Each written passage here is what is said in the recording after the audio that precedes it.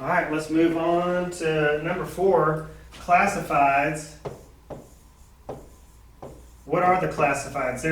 There's 2 primaries that I'm focused on. Now there's several others, but there's 2 that I feel like should be in your top 2. Craigslist. Craigslist is number 1.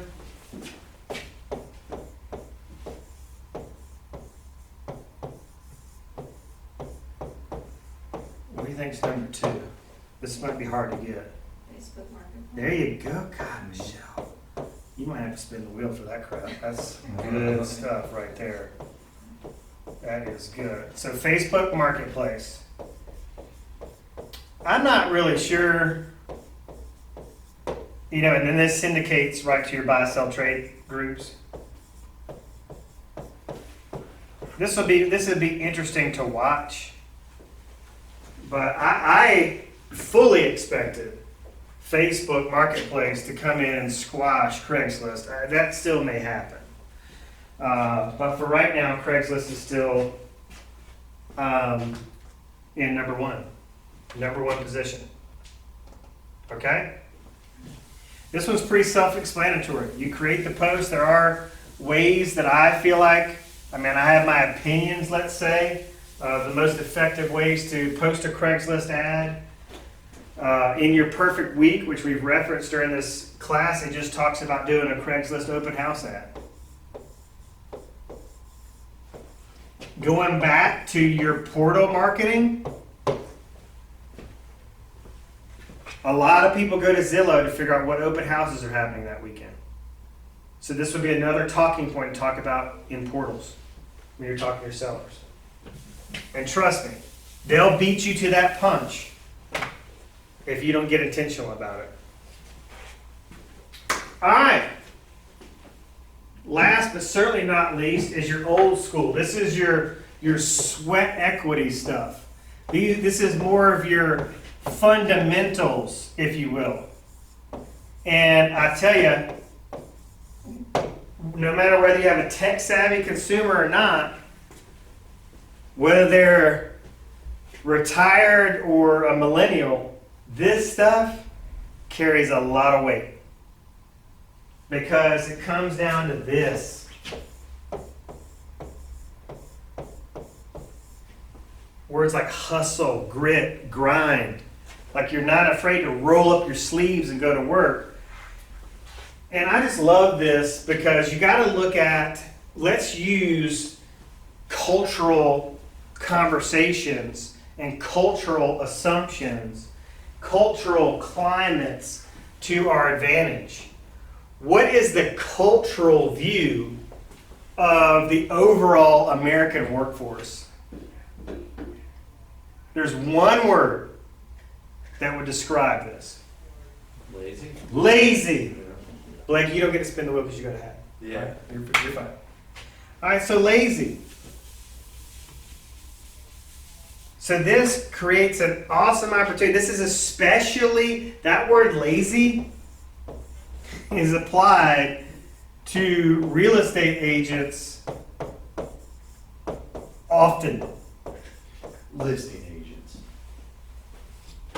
Listing agents. Yeah, I think they go a little bit more specific in it now. Well, I look at it this way, okay? I say that's great. You label me and label my industry with all the negative connotations you can think of. You do your best to paint a dark picture, which gives me an awesome opportunity to be the light, to stand out, to be different. So what's your sweat equity strategy? Open house would go into this. The vast majority of sellers want an open house. The vast majority of sellers want property flyers. They'd be tickled to death if you door knocked.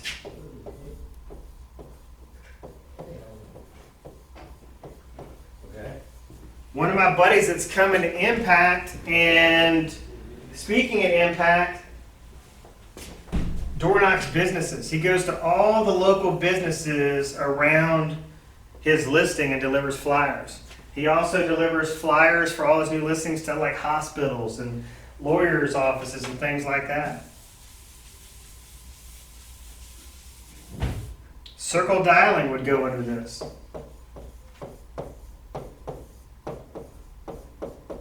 So you're going to proactively call the neighbors and go, hey, your neighbor just listed. Hey, your neighbor's hosting an open house this weekend. Hey, your neighbor just reduced their price. Hey, your neighbor just sold.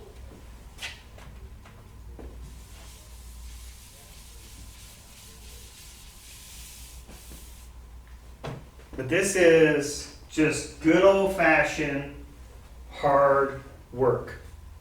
Like, this is your low to no tech.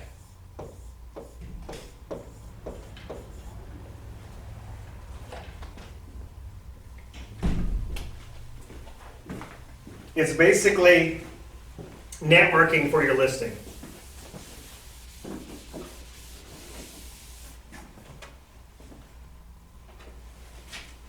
Got it?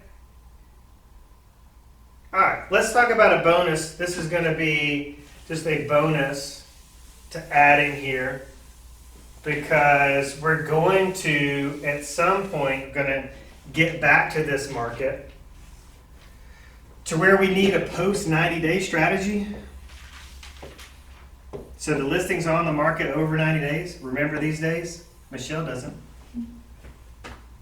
It could be over 60 days. I mean, whatever is like the average days on market, if it hasn't sold within that average days on market period, you need some more stuff in your arsenal. Because this is very front loaded. You're going to give them a bunch of stuff right out of the gate. But they want to see a continual effort. Okay, your 90-day strategy or your 60-day strategy or your 30-day strategy wasn't effective because my home's still on the market. What's the 90-day game plan? Now, in preparation, because what we're really, our end goal here is we know that real estate listings, if they're going to sell, these are the two factors that are the keys. I did those in reverse order. Let me fix that. Price is always number one.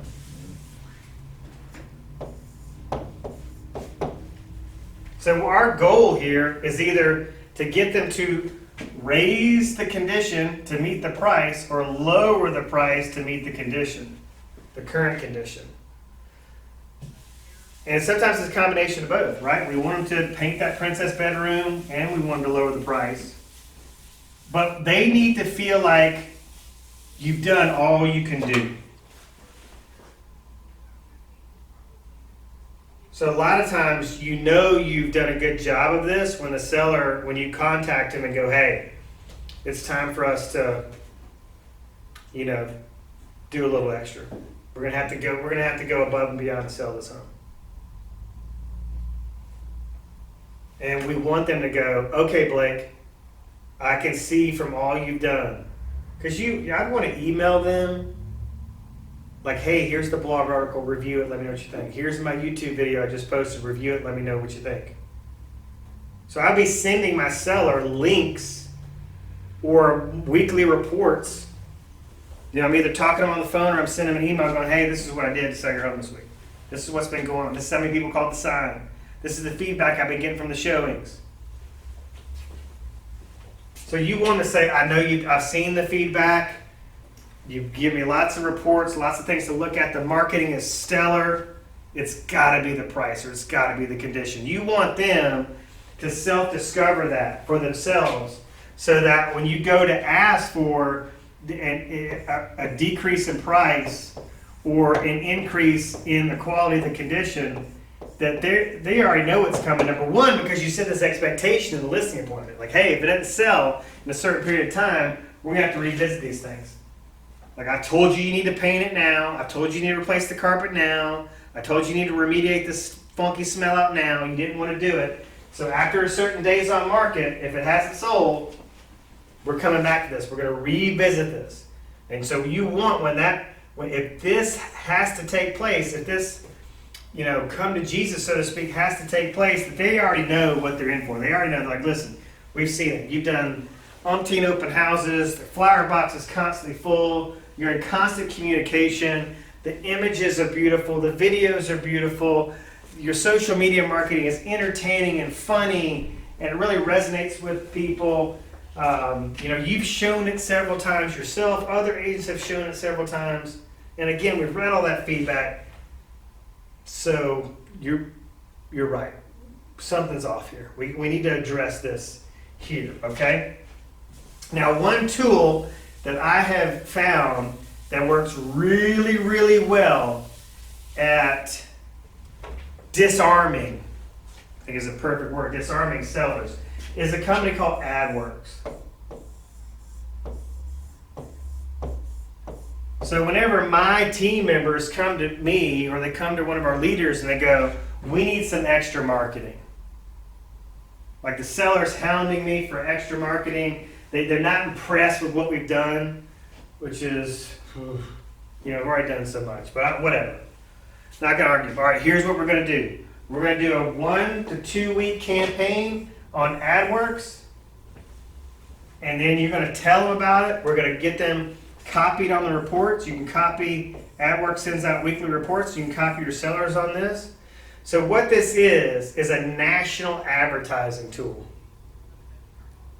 It's a national advertising campaign that puts it on Fox News, CNN, USA Today, Wall Street Journal, all the top online publications. It puts an advertisement over on a right-hand column or a left-hand column or a header or a footer. Here's 123 Main Street. All right, so it's going to, the report that it's going to send your seller is a number of clicks and views and stuff that happen here.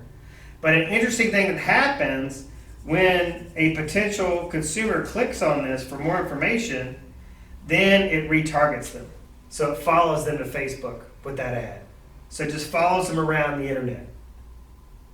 Okay, and then sends them an awesome report about this is how many views and how many clicks your home got. And then I go to my son, like, you've seen the reports over the last week or two. This thing's going bananas. We got like 13,000 views. I haven't seen that. We haven't got any showroom requests this week. No offers have been coming in. So this really tells them a story like, hey, wow, it impresses them. And if you're going to take a luxury listing,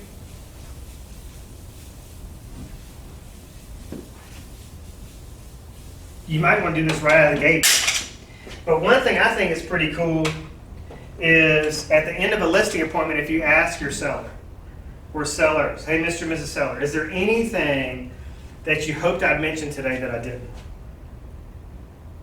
Is there any part of my presentation, my system, my marketing process that's missing something you were hoping to hear? This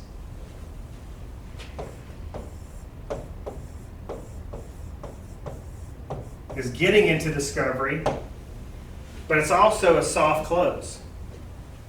So you're like, I want to get some feedback to make sure I'm covering all the bases. And if I'm not, maybe I need to incorporate something in here, or maybe it's already incorporated here. I just need to add it as a talking point. But the other thing it does is it goes for the close. So if they go, no, I think you pretty well covered it. Well, great. Let's go ahead and sign because I'm excited to get this on the market. Let's go. And boom, you're good to go. All right. Any questions? Okie doke. There's the 5 marketing buckets.